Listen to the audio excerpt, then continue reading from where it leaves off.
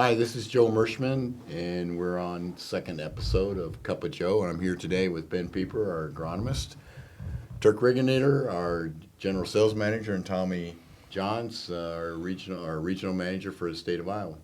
And today, we had our first snow last night, and you know what that means, don't you? That means if it happened on the 9th, that means we're going to have 9 snows. And on the other end, of course, you can know when you're going to plant corn because once you see the first dead skunk in the middle of the road, 6 weeks later you'll be planting corn. There's a little early for that yet, Joe. Well, we got to be thinking. We got to be thinking ahead. You know, Christmas isn't very far away either. Yikes. Yeah. So, Joe, you and Turk were gone for a couple of days this week. Where'd you guys go? Well, we were actually down at Cape Girardeau, and it's our annual appreciation meeting down there, and we had 380 farmers show up. Took time out of their schedules to come down and see us, and then on top of it, we kind of gave a short introductory update on the industry and what's going on at Merschman Seeds, and we followed up with Jake McVey Grow concert. So it was a good time. Good time. Had some fun. Yeah, and saw a lot of friends, shared a lot of stories. It's always a pleasure to go down to the Boot Hill. It's just, and in Southern Illinois, those farmers down there are just super nice. Good people. Good people. Shout out. All of our customers are good people. Shout out to Danny and Steven and Greg that organized it down there and did a great job. Oh. And on our way home, we stopped in was it Perry, Missouri, at the junction? At the junction, yeah, we had a meeting there, and again, similar type format where we did a meeting and then followed up with a concert. And they're down there. We had Becky and Will, for the local artists down there with Roots to Nashville, that came in and did a little musical melody for us, and we really had a great time too. That was TriStar. TriStar Seeds, yeah. Dealer for us down Yeah, there. Larry Stotler. Skip was telling me that Becky and Will, they have a song that's doing really well in Australia, is it? Yeah, it's actually it's a song called "I Love Dolly," referring to Dolly Parton. Oh. So it's a great song. So Good to She know. performed. She performed it. she's got a beautiful voice, and Will is like unbelievable on the drums. I mean, unbelievable. And the piano. Never seen anybody play the drums and the keyboard at the same time. That's pretty incredible. Well, I'm glad you guys got to go out and have fun while Ben and I got to stay here. Yeah, well, Somebody's got to, Don. Well, it doesn't sound like there's going to be any rest for the wicked because we have another important meeting coming up on the 19th too, in Cedar Rapids and Burlington. That's going to be a huge meeting, too. I'm very excited about Jason Norsworthy, a guy that's been front-hand information with dicamba since it was 2 years before it came out. Yep. So, yeah, he's from the University of Arkansas. Dr. Jason Norsworthy's probably one of the premier weed scientists out there. We got a lot of great weed scientists in our marketing area. I mean, all of them are great assets to farmers, but we decided to bring Jason up because of the fact that he has so much experience down in Arkansas where things are tough. I mean, they got Palmer, they got a lot of tough weeds. They've got issues that maybe haven't even been thought of in the Midwest. So, but the best part about Jason, Dr. Norsworthy, is his research. Mm-hmm. He does hands-on research, and I don't think there's a question you can ask him that would even slow him down. Let's put it that way. We've all been in his research fields, and it's phenomenal. yes, sir. So you listen to them. So the idea behind these meetings is what, Turk? Is what we're trying to do. What's our goal by bringing a weed scientist from Arkansas to Burlington, Iowa, and Cedar Rapids, Iowa on November 19th? Why would we do that? Well, the goal is to, first of all, everybody's real interested in his comments about the Extend update, but the goal is to manage weeds, control weeds with all the different trait platforms. Everybody's confused about what can I use, what should I do, and so he's been doing the research on what herbicide programs work the best with each individual trait platform. Regardless of which one you're going to choose, there are specific things that you can do with herbicides to control weeds, and then use your trait platform to follow up with, in other words, as a backup plan. So that's probably why we call it the great soybean trait debate. Yeah, that makes sense. I think it's really important to understand that you don't have to be a Merschman customer to come to this meeting. It doesn't matter what brand you sell or what brand you buy. We're just here giving you all the information on every trade platform that's on the market and how to manage weeds. I don't care if you sell against us or you're with us. Just come listen to the information. Great point, Tommy. Yeah, and I think Dr. Jason Norsworthy's comments are going to be in a sustainable manner. In other words, Sure. something, how do you manage resistant weeds in a sustainable manner so that you're switching up your modes of action, going after those tough weeds, and so that, the best way to manage resistant weeds is to never see one. Exactly right. We have no idea what Jason's going to say. We don't put any kind of a filter on him at all. We're just paying for and dinner. and not that he would do it any different, even if you'd wanted to. So Exactly right. No, I would say this is a meeting that hour and a half that we have, 2 hours, whatever Jason wants to talk and answer questions, whatever it amounts to, could probably be one of the best meetings and best time that a farmer could possibly do this year to get ready for next year. Yep, I agree. So we hope to see everybody there. Absolutely. November 19th, that's a Monday, the week of Thanksgiving. So we'd like to see you come out, listen to Dr. Jason Norsworthy's comments about the various traits and chemical packages and all his research to give you a better footing for making your plans for 2019. First one's in Cedar Rapids at the Kirkwood Hotel Kirkwood. Hotel Kirkwood Starts at 10 o'clock. at 10 o'clock, and the second one's in Burlington same night. Comfort Suites and At 6 o'clock. 6 p.m. just south of Burlington on Highway 61 there. So all you have to do is call in, text in, email in your reservation so we know how much food to make. Right, we'll have a meal for you too. Well, now, today we thought we'd focus a little bit on yields. I know there's a lot of questions about that, and that's probably one of the biggest questions we've been getting the past 2 weeks is, how are these new traits yielding, particularly LibertyLink GT27s? And we have actually a lot of experience and a lot of yield data on LibertyLink GT27, and I'll just kind of start the discussion off today by saying one of the local farmers that grew Arthur 1931 LibertyLink GT27s and also Garfield LibertyLink GT27s shared his yield maps with me. And I know he had his combine calibrated because, Ben, you went out and calibrated it for him. So, and all of our weigh wagons are certified. In other words, we make sure if we're going to be calibrating combines that they're weighing exactly the way they're supposed to. Well, as I was looking at the yield map here, he had 8% of the field that averaged 104 bushels per acre, and this was Arthur 1931 LibertyLink GT27s. His overall yield was 73 bushels per acre, and that's a really, really good yield for this particular farm, and this technology is really, really awesome. On his Garfields, he had over 7% of the field yield 83.8 bushels per acre, and averaged 73 bushels per acre on the entire field. So very consistent product, and that's Garfield 1936 LibertyLink GT27s. So in general, we've seen this time and time again with our customers that are growing, the seed growers that are growing LibertyLink GT27s, that these products are performing.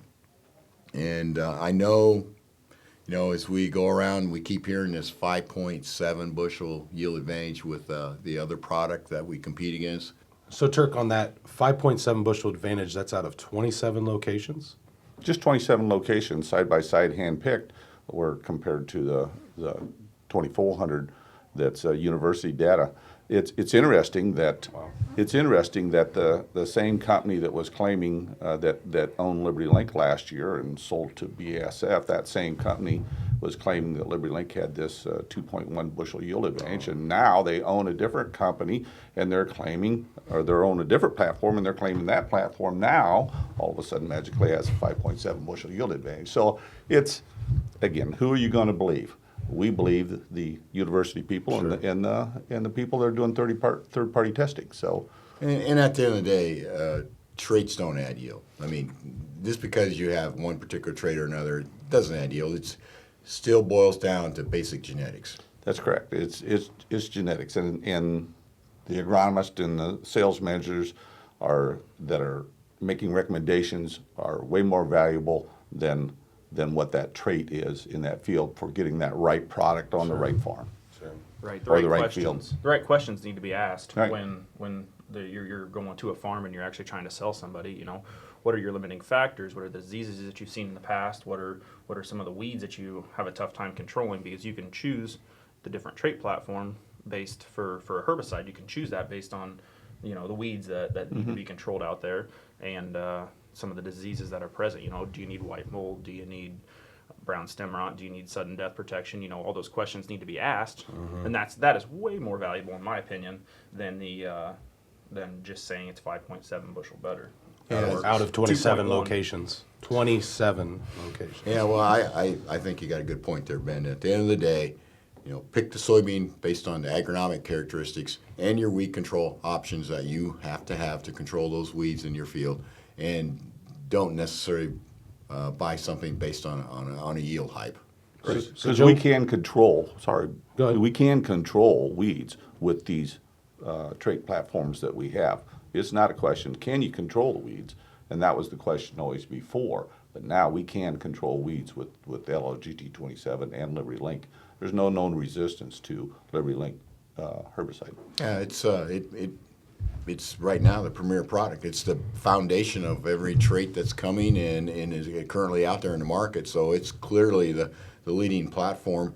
Plus, you know, no buffers, no borders, no volatilization. I mean, you just got so many Wider advantages. window of application. Yeah. So, Joe, you're saying when we can control weeds, it's coming down to genetics at the end of the day. At the end of the day, it's genetics, and believe me, MS Technologies, which obviously we know the management behind that company, they know what they're doing when it comes to breeding. Sure. I mean, they have a proven track record of being top breeders. So I agree with Ben. Don't get all hung up on the yield. Just focus on your weed control, your good agronomic practices. Make sure you got your bases covered, and this year. I think it's real important to use good seed treatment too, and you know, and that's something that Merschman Seeds is really focused on. Well, for over 50 years, we've never sold a soybean out of this place since we started in 1957. Hasn't been treated with something. And saying that, Joe, I see a lot of blogs. Talk to a few people that think that, you know, treatment's just not important. They think it's an added cost that somebody's trying to make money on them. And for a guy that's been treating seeds since 1957, how do you answer that? Well, Tommy, I can understand why farmers think that, because the differences in seed treatment that they can make are typically tied to weather. In other words, we used to have a real strong advisor who just retired a few years ago, Ray Kinnick. He worked for a company called Guffson. Tremendous lot of respect for him. He always said, you don't need seed treatment if it doesn't rain within the first 72 hours. In other words, that's the critical time that a soybean has to establish. The question we have, or the problem we have, is we never know when those 72 hours when we're gonna get rain. So if you could plant your soybean seed and not get rain for 72 hours, you're not gonna see a lot of benefits from seed treatment. However, what's happened and what's changed in the last few years, as you know, how big are planters today, Turk? Yeah, we're instead of 6 and 12 row planters, we got 12 and 24 row planters, and so you can plant a lot of seed in a shorter amount of time, and they go faster than they did before. So we're basically concentrating our risk at a higher level, as opposed to the days when we used to plant with 4-row planters and maybe take a month to plant. Now we can plant in just a few days. So if rain does hit in that 72 hours, we've got a big problem. So that's the big issue with seed treatment. Think about it as an insurance policy. It's going to ensure that you're going to get the best stand that you possibly can when you get those rains. I don't know of any farmer. I should correct myself. I know of a few farmers when it's a bright sunny day and there's supposed to be this big 5-6 inch rain coming, they put the planter away, and because they don't want to take that risk. And that's a really hard discipline to do. Yeah. Well, there's another factor here. There's a huge difference between what seed treatments are being offered. Some people are just offering a fungicide and a colorant, and that's about it. Other seed companies are offering more, and you know we have way more in our seed treatment. Yeah, Ben, would you make some comments about our seed treatment? Yeah, I mean, we have the best seed treatment for bang for buck for what we need. We have the 2 fungicides, we have the insecticide. I mean, we have the most premier seed treatment that's offered on the market, and the biostimulant portion of our seed treatment that we have by itself is a six bushel advantage. So, and we have data to back that up from our seed treatment supplier. So Every time when I get out in the field, there's nobody that questions us on our seed treatment. And if anything, we kind of set the standard, especially if, if somebody wants to go buy a competitive seed brand or get their seed treated somewhere else and they try to match up our seed treatment, it's not even close to the price that they would be getting from us, essentially, it's just fair, Joe. I think Yeah, it's well, fair to I give think to the farmer. every year we take a clean sheet of paper and we rebuild our Yep. seed treatment. We did a few tweaks to it this year to improve flowability in the planter. So we take seed treatment very serious, and the multiple fungicides, the insecticide, the seed finishers that slicken the seed, the polymers that hold it on to make sure the seed doesn't dust off. Just in general, we do everything we can, and we package that all into our genetics and traits that we have, and we put it as part of the package, and we don't make a separate margin on it.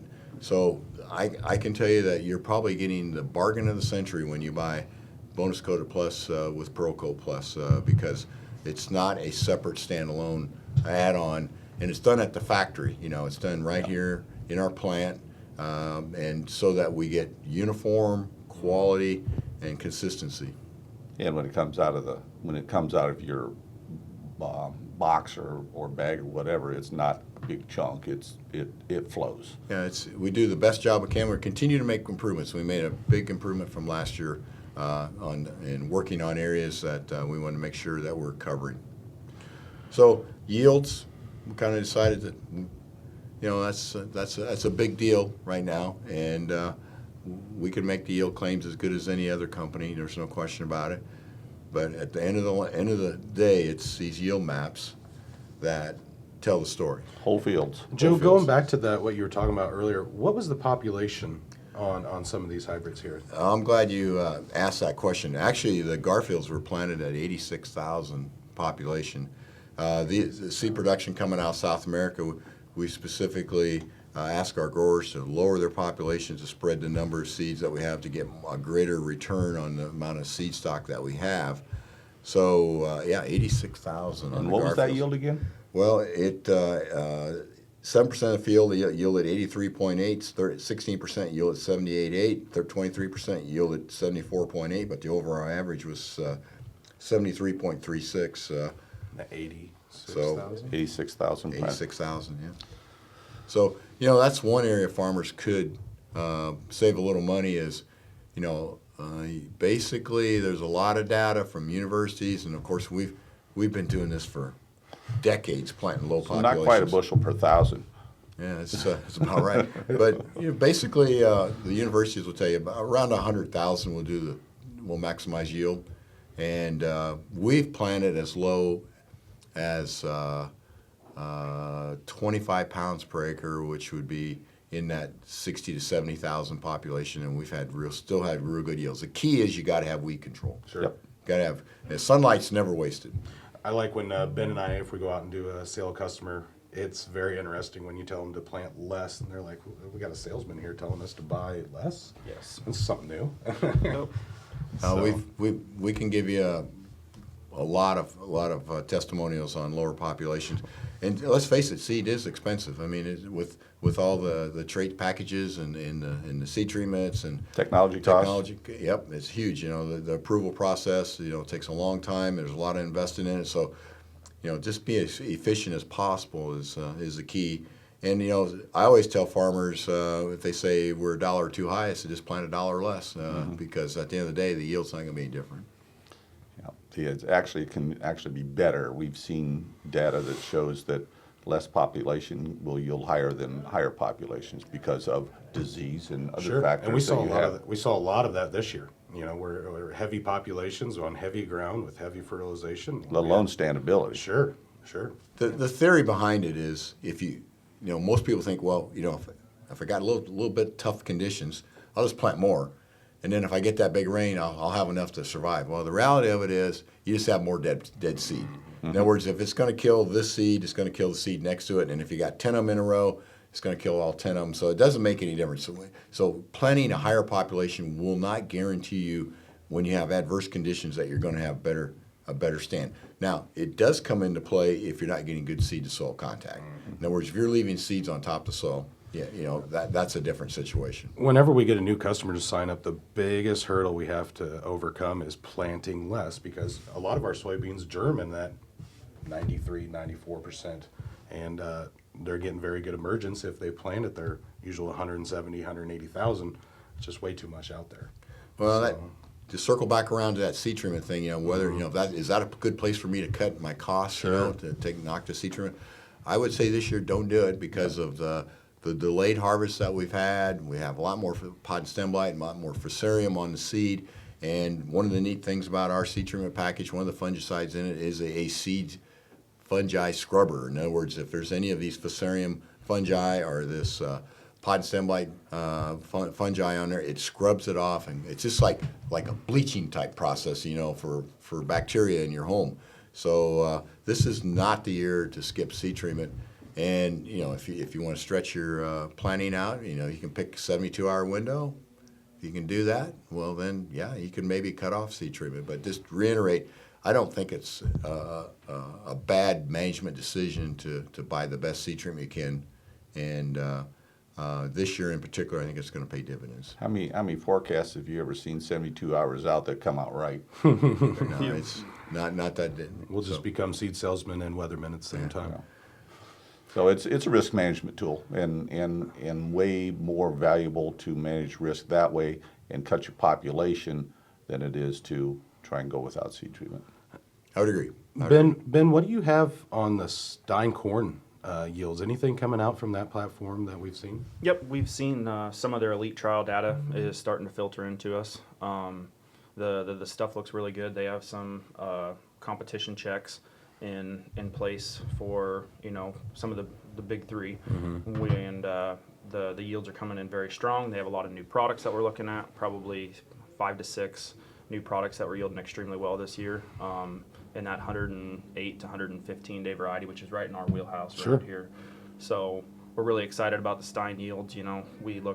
I've done multiple weight checks, multiple combine calibrations around here, and there's a lot of 140 to 150 bushel corn coming out of the Stine program, which is 240. awesome. Sorry, 240, 250 bushel corn Sure. coming out of the Stine program. So we're very, very, very pleased. We're keeping up with the checks. We're beating the checks, and we're having really good luck moving forward. Would you say hybrid placement is the number one for Stine corn? Absolutely. Hybrid placement, population, Yeah. making sure that the farmer follows through when you're following the planter, making sure that the right corn gets placed on the right acre, because we have some very, very good workhorses that can handle the clay hills and the knobs and the less productive soil types.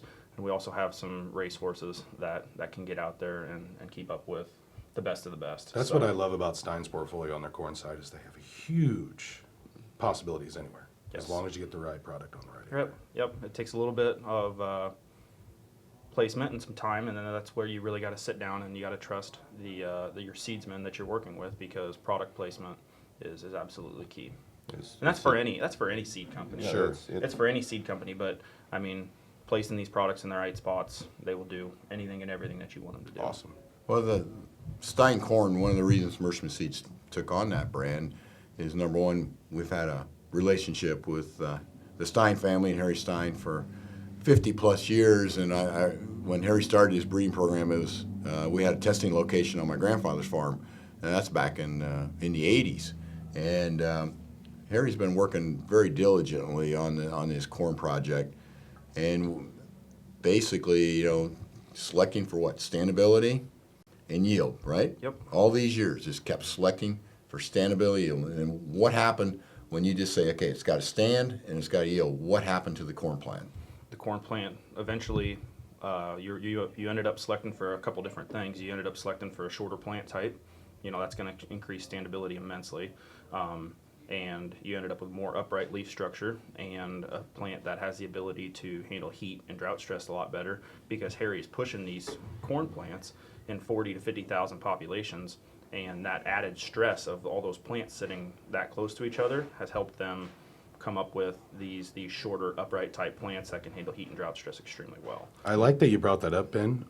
So Are you telling me that if I'm going to be successful with Stine corn, I got to plant at 40 or 50,000 population? No, they do have the ability to flex. There are some hybrids that match like a twin 20 or a 20 row or a 20-inch row setting better than others. There are some fixed eared hybrids Sure. that you can do that with, pushing the population that high, but a 34, 35, 36,000 plant population will work for, a good portion of what their portfolio offers. So what can you expect on yield from those populations, Ben?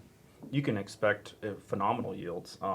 What we like to see, kind of circling back around, what we like to see out of the Stine program is we like you to push 10% higher on your populations, just because those corn plants were bred to handle the 40 to 50,000. Okay. You can expect 10% higher yield because you have 10% more plants out there that aren't going to abandon an ear. They're not going to short themselves during a flex. So if you're planting 32 regularly, we'd like to see you bump up 10%, and that's going to maintain, if not push your yields to a place that you haven't seen before. So you're saying maybe plant 10% more of what I'm used to planting, not necessarily 40, 50,000 if I don't want to have to do that. No, but the plants are bred to handle Sure. more population stress. If you want the max effort, you can get some. Yes, Gotcha. absolutely. Gotcha.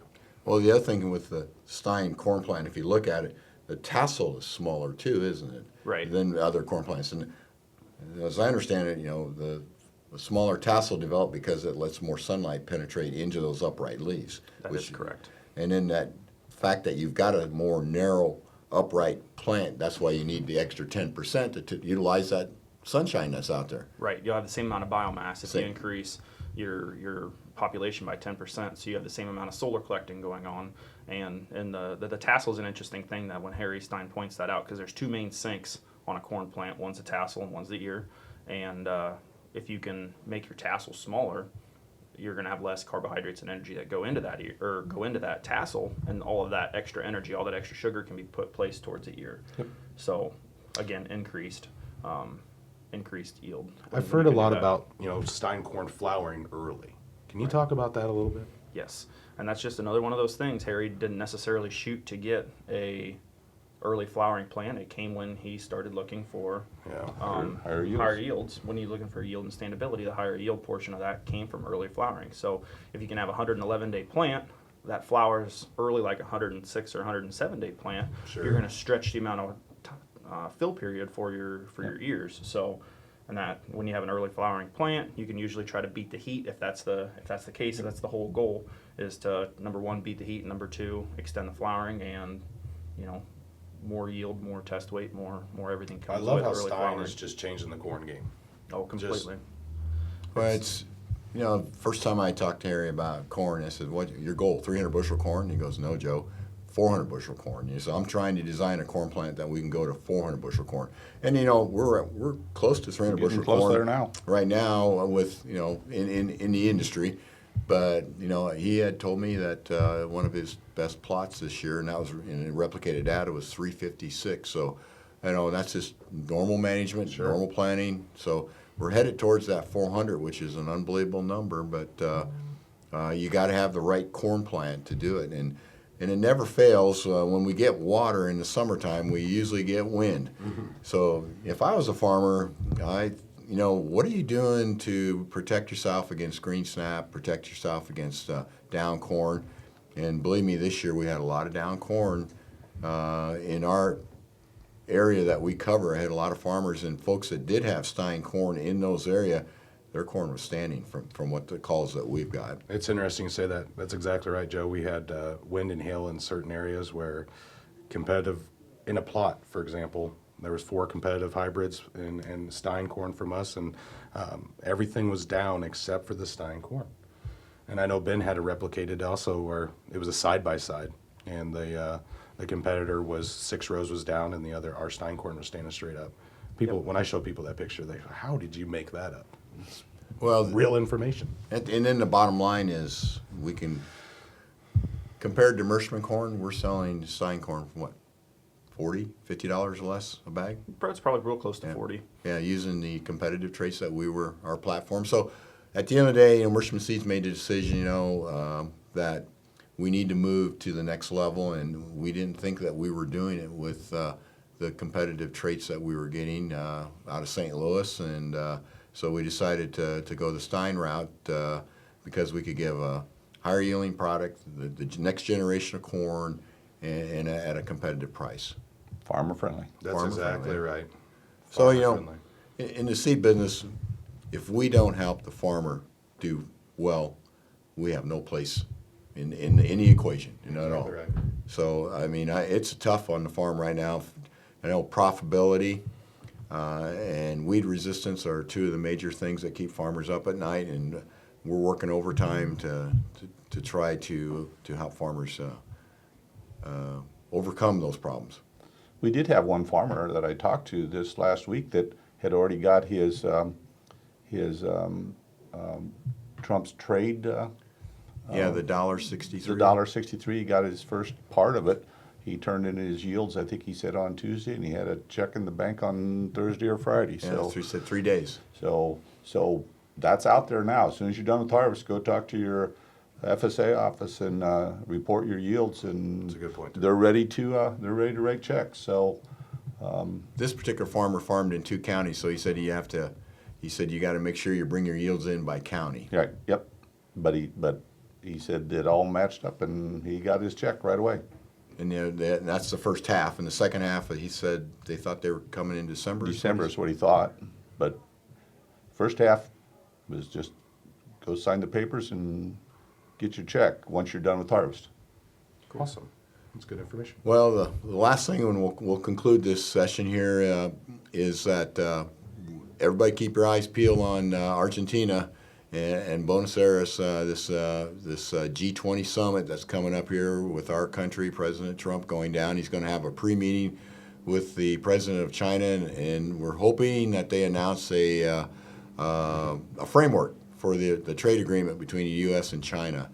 And boy, that could change the markets here in the dark cloud that we have over top of them right now. Yeah. So, hope you enjoyed what we had to say. If you got any comments or suggestions, please email us, text us, call us, whatever it is. We'd be glad to address them. And thanks for listening today.